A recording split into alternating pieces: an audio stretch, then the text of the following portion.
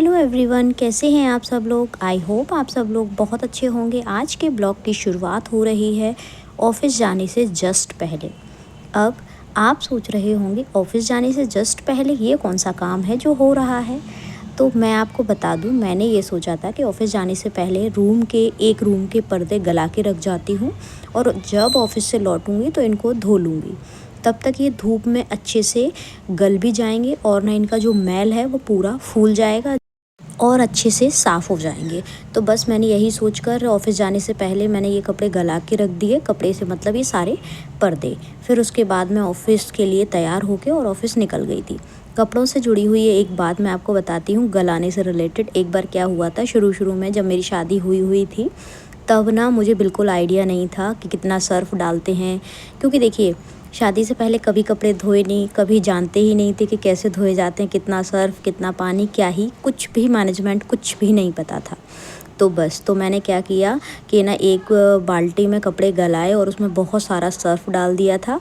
तो बस फिर मेरे जेठानी जी ने देखा था, फिर उन्होंने बोला कि रानू इतना सर्फ़ नहीं डालते, तुमने तो इतना सर्फ़ डाल दिया, अब तो कपड़े पानी से भी अच्छे से वॉश नहीं हो रहे हैं। अब देखिए, शुरुआत में हमसे कई गलतियाँ ऐसी होती हैं जो हम नहीं जानते हैं ना, तो फिर हो ही जाती हैं। उसके बाद धीरे धीरे करके सीखा कि ना किस क्वांटिटी में क्या चीज़ डलती है, कैसे कपड़ों को गलाया जाता है, कितनी देर पहले गला के रख दो, कौन से कपड़े कौन से पानी में गलाए जाते हैं। कई कपड़े गर्म पानी में गला देने से एकदम साफ़ हो जाते हैं और कुछ कपड़ों को नॉर्मल पानी में गलाया जाता है। ये सब चीज़ें धीरे धीरे करके समय रहते मैंने सीख ली। शुरुआत में मुझे नहीं आता था क्योंकि मैंने ये सब काम कभी नहीं किए थे। पर्दे गलाने के बाद मैं तैयार होकर पहुंच गई थी अपने वर्किंग प्लेस पर। और वहाँ पर पहुंचकर मैंने ना, हमारे यहाँ जो सशक्त नारी स्वस्थ परिवार वाला अभियान चल रहा है, स्वस्थ नारी सशक्त परिवार, तो उसके लिए मुझे एक जगह विज़िट के लिए जाना था और वहाँ पर स्टाफ को चीज़ें बतानी थी, समझानी थी कि कैसे करना है, क्या करना है। वो सब करा के अपना काम पूरा करके मैं निकल आई थी घर पर। और घर पर आकर देखा तो ना बच्चे, जो मैं सामान वगैरह दीवान का निकाल कर गई थी ना, उससे ना खेल रहे थे। और ना ये देखिए, बेटा जी को इन्होंने अपने पिताजी की जैकेट पहन रखी है और आराम से उसको पहन के घूम रहे हैं बैग लेके।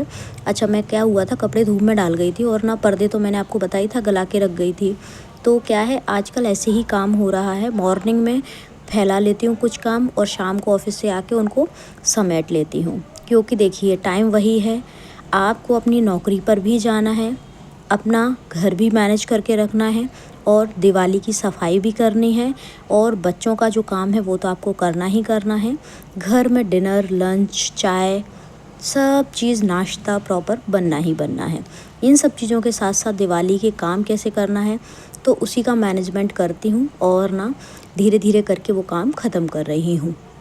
मेरा तो काम ऐसे ही होता है कि सुबह फैला जाती हूँ, दिन भर फैला रहता है और शाम को आके उसको एक साथ कर लेती हूँ। क्योंकि देखिए, अगर सुबह आधा एक घंटा थोड़ा सा काम हो जाता है, फैलाना ज़रूर फैल जाता है, लेकिन उसके बाद शाम को आके आप उसको निपटाने के मूड में आ जाते हैं। अगर आप उसको नहीं निपटाते हैं तो क्या होता है कि ना, फिर वो आपको ये लगता है कि देखिए, करना तो है ये काम, चाहे उसको आप मॉर्निंग में करें, इवनिंग में करें, बाकी आपके पास और कोई टाइम नहीं है और ना कोई ऑप्शन है।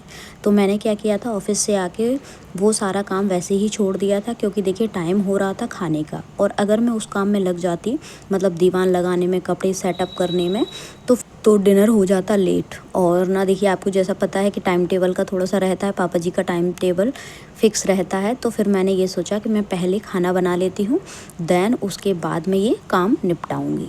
फिर मैंने क्या किया, एक तरफ मैंने सब्ज़ी छोंक दी, कोफ्ते की सब्ज़ी बन रही थी, और एक तरफ मैंने आटा लगा के रोटियां बनाना शुरू कर दिया था। क्योंकि देखिए, रोटियां बन जाएंगी, उसके बाद फटाफट सब लोग खा लेंगे और बन के भी रख जाएंगी, तो बाद में अगर किसी को खानी होंगी तो गर्म कर दूँगी, तो सब लोग खा लेंगे, हस्बैंड भी खा लेंगे। और बच्चों को और पापा जी को मैंने अभी के अभी खिला दिया था, बाकी मम्मी, हस्बैंड और मैं, हम लोग रह गए थे। तो मैंने सोचा सेक के रख देती हूँ, तो हम लोग बाद में खा लेंगे। देखिए, हम लोगों का ऐसा नहीं है कि ना ये बोले कोई भी कि ना कि एकदम से गर्म क्यों नहीं है और ठंडी रोटियां कौन खाएगा, क्या ही, तो ऐसा नहीं है, सब लोग एडजस्ट कर लेते हैं। हाँ, बस थोड़ा सा पापा जी का सारी चीज़ें अलग हैं, उनका जो जैसा रूटीन है उसको ही फॉलो करना पड़ता है, उसमें हम लोग चेंज नहीं कर सकते हैं, कोई भी, ना मम्मी, ना हस्बैंड, ना मैं। तो इसीलिए ना उनका हम थोड़ा सा पहले देख लेते हैं सारी चीज़ें, उसके बाद हम लोग आपस में एडजस्ट कर लेते हैं, कोई दिक्कत नहीं आती है।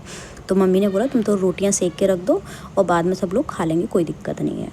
फिर उसके बाद मैंने क्या किया था, रोटियां सारी सेक के रख दी और सब्जी एक तरफ बन गई थी। पापा जी को बच्चों को खाना खिला दिया था। अच्छा एक चीज़ मैं आपको बताऊं, कोफ्ते से रिलेटेड बात भी मुझे एक पुरानी याद आ गई, मैं आपको शेयर करती हूँ। क्या हुआ था, मुझे नहीं पता था कि कोफ्ते कैसे बनते हैं। मम्मी ने बोला, मतलब सासू माँ ने, कि कोफ्ते बना लो। शुरू शुरू की बात थी, मैंने कहा ठीक है। मैंने पूछा मम्मी से कि मम्मी ठीक है मैं बना लेती हूँ, कैसे क्या बनने हैं। मम्मी ने बोला जैसे पकौड़ियाँ बना लेना, ऐसे कर लेना, ऐसे कर लेना। अच्छा मम्मी को ये लगा कि इसने पहले कभी बनाए होंगे, ऐसे ही पूछ रही होगी नमक मिर्ची के हिसाब से कि यहाँ पर किस तरह से खिलते हैं, इसलिए। नहीं तो वो हेल्प भी कर देती हूँ या फिर बना भी देती। ऐसा नहीं है उनका नेचर कि मतलब वो ये कहें कि नहीं हम नहीं बनाएंगे, तुमको ही बनानी है, इस तरह का नहीं है उनका नेचर। लेकिन फिर मैंने क्या गलती कर दी उसमें, मैंने ना जब जैसे अपन आलू छौंकते हैं ना, आलू की सब्ज़ी, इसी तरह से मैंने वो पकौड़ियाँ बना के उसके साथ में ही डाल दी। अब वो कोफ्ते क्या, वो तो बन गया हलवा, क्योंकि वो पकौड़ियाँ पूरी उसमें गल गई। अब क्या था, सबने ऐसा ही हलवा खाया। फिर मम्मी ने मुझसे पूछा बेटा बनाना नहीं आता तुम्हें? मैंने कहा मम्मी नहीं मुझे नहीं आता था, मैंने कभी बनाया नहीं। तो बोले बता देती।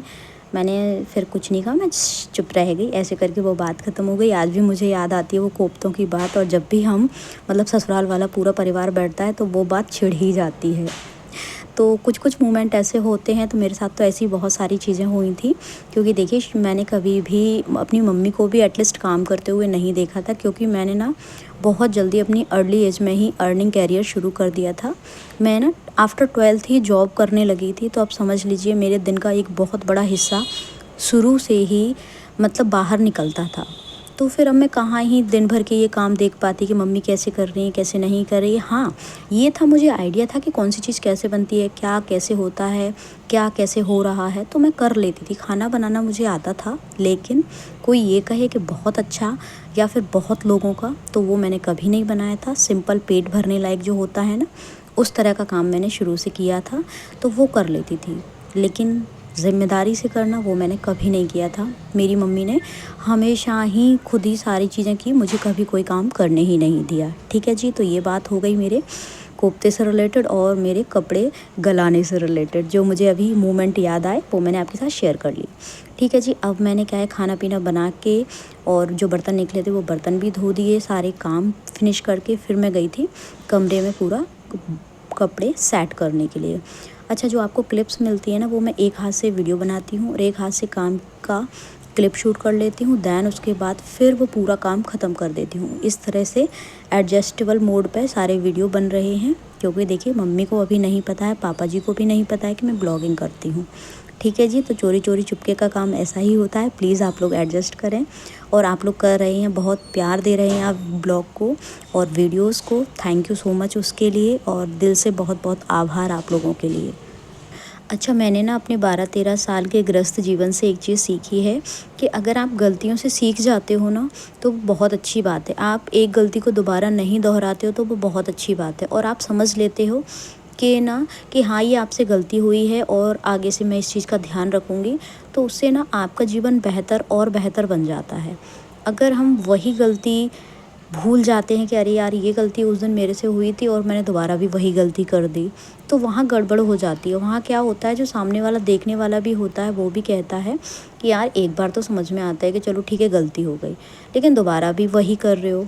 तो ऐसे करके ना छोटी छोटी गलतियों से, खुद की गलतियों से ही जो ज़िम्मेदार व्यक्ति होता है ना वो सीख जाता है।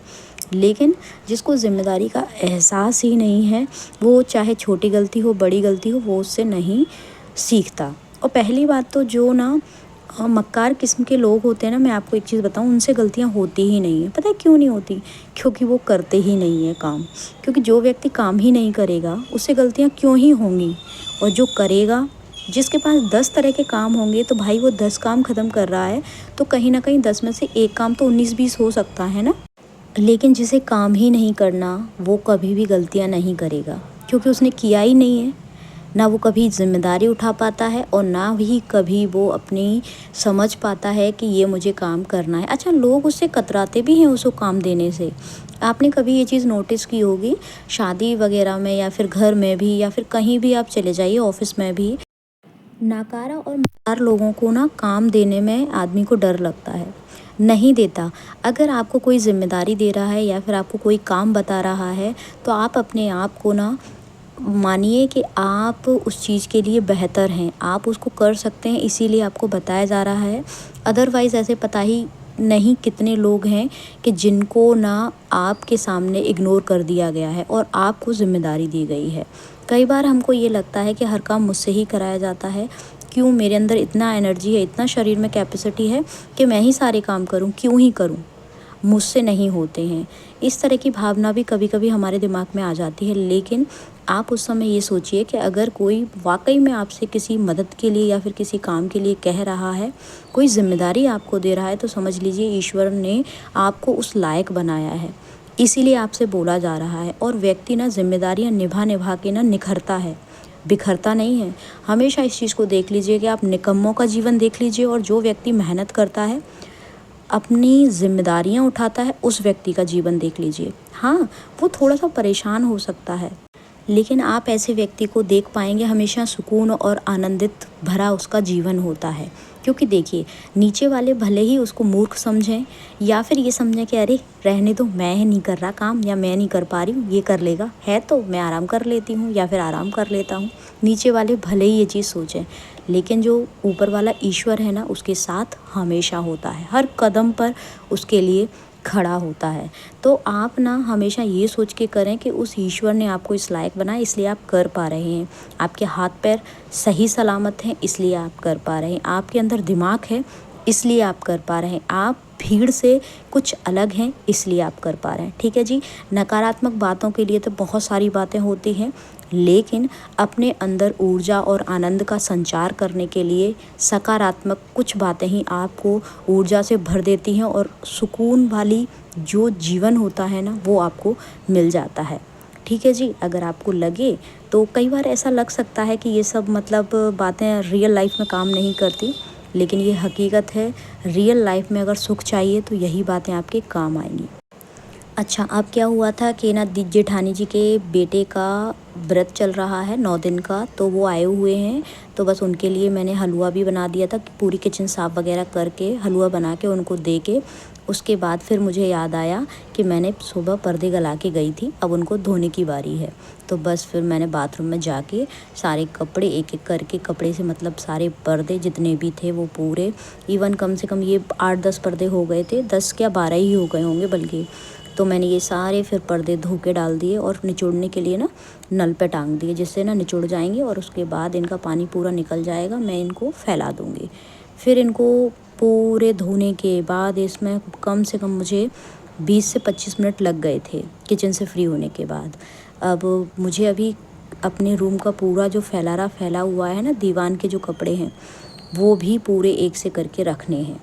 अब मेरी प्लान ये था कि जितना भी मुझसे हो जाएगा मैं आज कर दूँगी, अदरवाइज़ जो कपड़े रह जाएंगे उनको मैं, जो बेटी सोती है ना, उस पलंग के नीचे खिसका के रख दूँगी, और ना अर्ली मॉर्निंग या फिर ऑफिस से कल लौटूँगी तब मैं कर लूँगी। लेकिन काम जब शुरू करने बैठो ना, तो फिर जब वो ख़त्म हो जाता है ना, तभी मन लगता है हम औरतों का। आपने ये चीज़ थोड़ा सा कभी महसूस भी की होगी। तो बस मेरे साथ भी यही हो गया। हालांकि ज़्यादातर कभी कभी ऐसा नहीं है कि मैं ऐसे ही सोचूं कि नहीं पूरा करके ही उठूंगी। अगर शरीर साथ देता है और हिम्मत साथ देती है कि नहीं कर लेते हैं, हो जाएगा, तभी मैं करती हूँ। अदरवाइज़ कभी कभी ऐसा होता है कि छोड़ देती हूँ और आराम कर लेती हूँ। ऐसा नहीं है कि शरीर को दुख दे के, कष्ट दे के, और ये हो भी नहीं रहा है फिर भी मैं करूँ, तो भाई ऐसा मैं कभी नहीं करती हूँ। मैं हमेशा अपने शरीर के हिसाब से ही सारे काम करती हूँ, जितना मुझसे बनता है।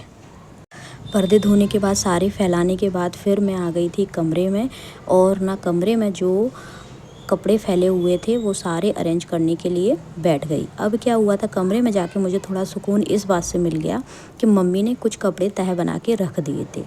अच्छा, एक चीज़ है, अगर आपको ज़रा सा भी काम किया हुआ मिल जाए ना, तो आप बड़े ही खुश हो जाते हैं। मैं तो बहुत खुश हो जाती हूँ। अगर मेरी थोड़ी सी भी मदद हो जाए ना, कोई भी ज़रा सी मदद कर दे ना, बड़ी ही खुशी हो जाती है। मुझे कपड़े तह बने हुए मिल गए ना, हाय, मैंने मम्मी को इतनी सारी ब्लेसिंग दी, इतनी सारी दुआएं दी। हे भगवान, मम्मी को लंबी उम्र देना, कितना काम कर दिया उन्होंने मेरे लिए। सच में वो छोटी सी मदद बहुत बड़ी हो जाती है कभी कभी हमारे लिए। ठीक है जी। तो ऐसे करके ना मम्मी ने तह बना दिए थे और फिर मैंने वो सारे कपड़े दीवान में एक से करके सेट करके पूरे लग गए थे। और वो काम मेरे लिए इसलिए हल्का हो गया क्योंकि वो मुझे कपड़े घड़ी बने हुए मिल गए और पूरा मेरा सामान लग गया था। अदरवाइज़ मैं पहले घड़ी करती, फिर देखती, छाँटती और काफ़ी टाइम उसमें चला जाता। लेकिन एक राहत की सांस मुझे अंदर आकर मिली रूम में कि मम्मी ने कपड़े घड़ी कर दी। मज़ा ही आ गया उस चीज़ को देखकर। चलिए फिर ब्लॉग देखते रहिए और अगर ब्लॉग अच्छा लगा हो तो प्लीज़ चैनल को लाइक शेयर सब्सक्राइब ज़रूर करिएगा। हंसते रहिए, मुस्कुराते रहिए और दूसरों को मुस्कुराने की वजह देते रहिए। Thank you, thanks for watching.